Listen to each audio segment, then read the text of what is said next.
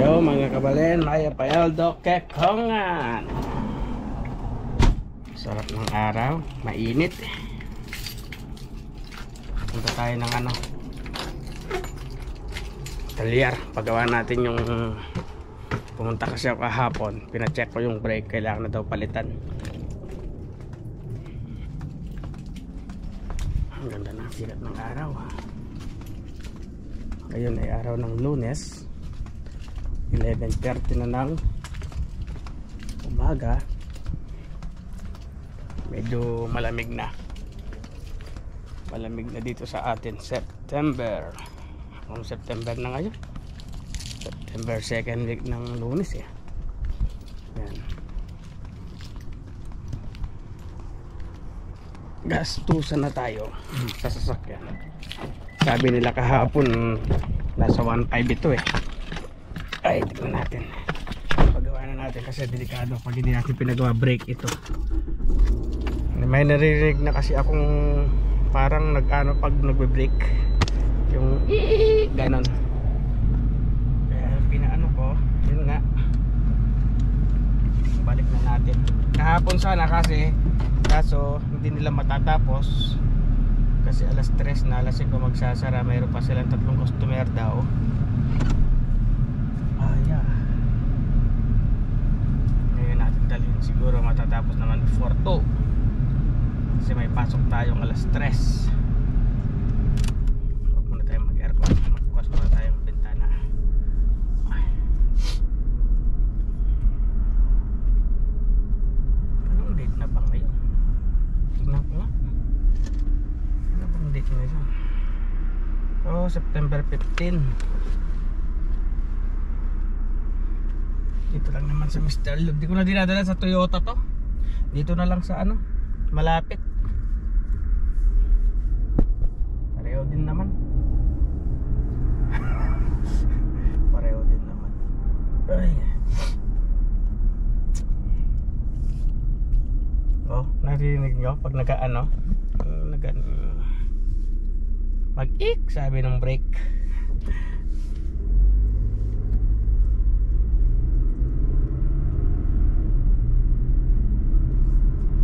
Sikat ng araw, oh.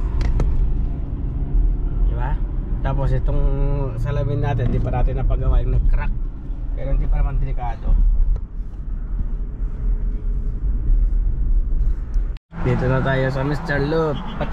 The reason because pads are gone. Tires or? Pads. Brake pads. Brake pads? Yeah. Just this much life left. Oh, so what will you need to just need to replace the pads, not the rotors. Because if you're gonna keep driving, yeah, rotors will get scratches. Oh, so yeah. Okay. You wanna change the pads? How long? Let me just see if we are able to change them today. Yeah.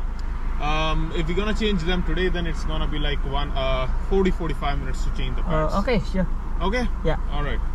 Let me just double check the price and all, and then I will let you know. Sure. So I'm waiting here. Yeah, you wait here. Okay, thank you. Brake pad daw yung papalitan. Mahal sigurado to.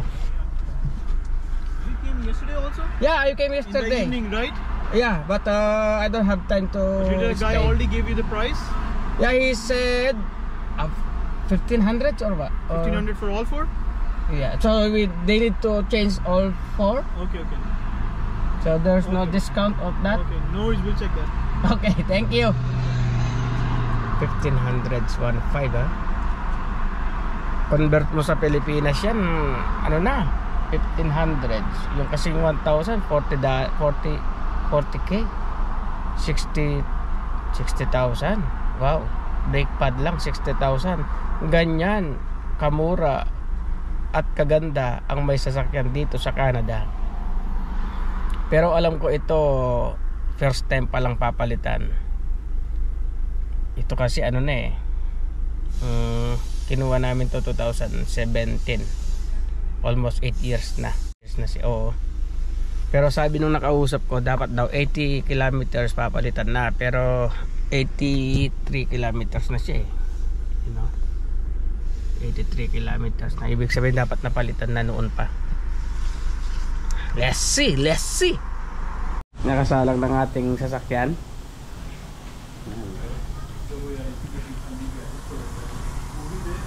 Sabi ko, tinatanong ko kung mga ilang oras. Di ba sabi nila kanina 40 to 45 or isang oras. Yan. Siguro ganun nga pag ginawa, pero isang oras na ako nakapark naghihintay. Ngayon pa lang siya na ano. Hintayin natin. Yung umpisa na nilang anuin, ano na, 12:17. Tingnan natin kung ilang oras matatapos.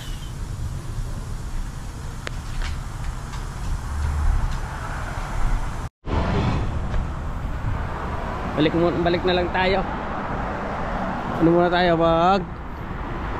Dito lang yan sa Mr. Lon, sa may Kingsway. Magano muna tayo dito. Magkape lang tayo. Ganyan ang buhay dito kapag naiinit. Tim Hortons.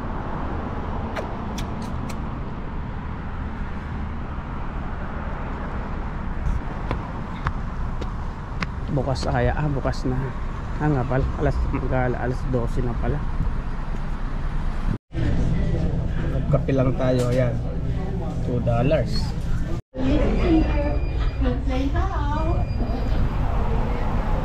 Kape muna tayo.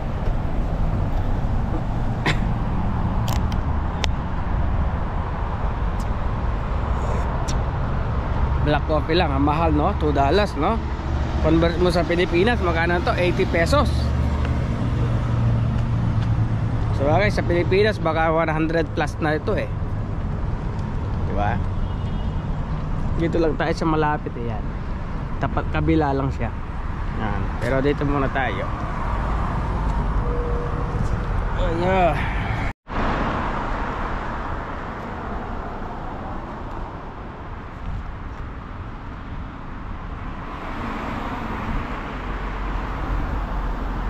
Sarap buhay dito sa Canada.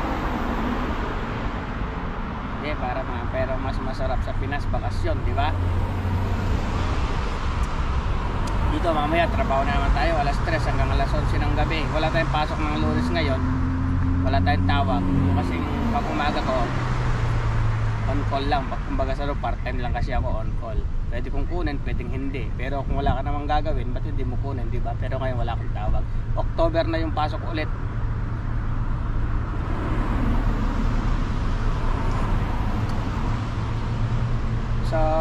Sa Vancouver City, October na yung pasok ko. Tatlong araw na ako binigyan. Tatlong araw yung bigay sa akin. Pero madadagdagan pa yun. Para may pambayad tayo dito sa Collier. Kaya dapat work dahil dito mga kabalin. Pagdating sa Pilipinas, yun, bakasyon, pasyal, kain, tulog, pasyal, kain, tulog, bakasyon, gastos, di ba? Pagdating dito, pera, dapat kumita ng pera.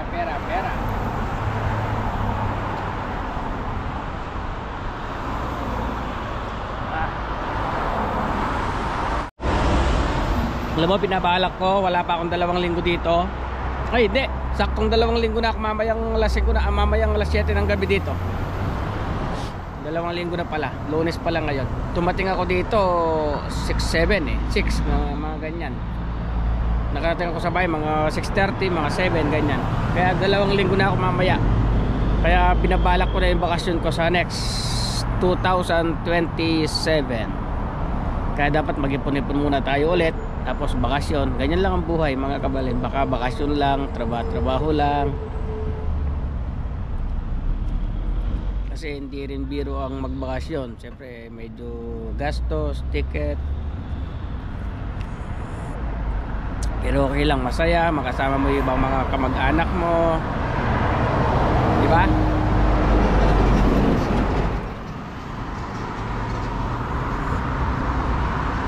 Pero pag nandun naman ako sa Pilipinas, pag 2 linggo na ako doon, ilang beses ko na nararamdaman yon.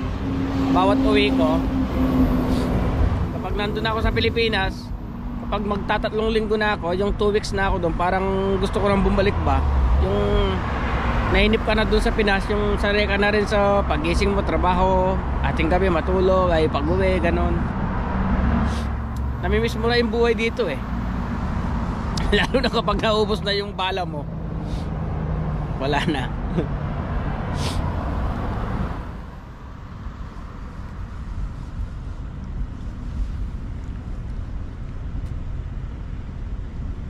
Parang gusto mo nang bumalik. Yung para bang kapag bumabalik ka na dito, parang hindi ka man homesick.